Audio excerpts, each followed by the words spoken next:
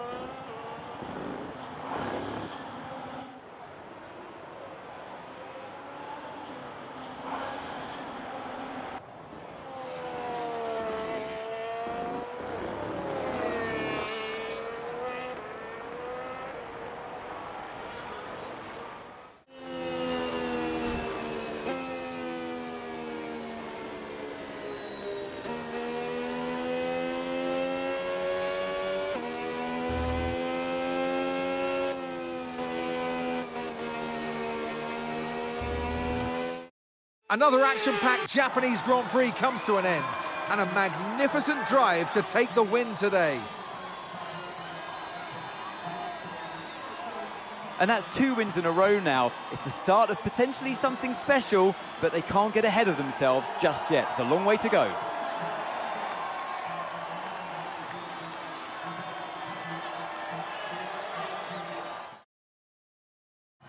Red Bull put up an outstanding fight for the front position today, and it's great to see it paid off for them. They do so much for the sport that you can't help but be delighted by today's race win.